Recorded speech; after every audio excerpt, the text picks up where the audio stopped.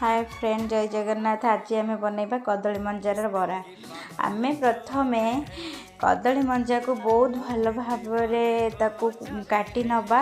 जो आलू को जेपरी आम चुने की भजा करूँ से टाइप चुने नबा। तापर ताकू बहुत भल भाव हाथ में चकड़ी नबा। जेहेतु तार पानी थाए मंजारे से बाहरी गला ताकू आम बहुत भल भाव धोईदबा। धोई साइला परे आम चाउल को बतुरे देथिबा अरुआ चाउल। ता सहित आम रसुण लंका अदा नहीं ग्राइंडर करदेव। तापर मिसेक यही टाइप गोले नेबे। तापर तेल देकी छाणी नेबे। आमर हेगला कदली मंजार बरा। एमती घरे थरे बनैकी खातु। रही नमस्कार, जय जगन्नाथ।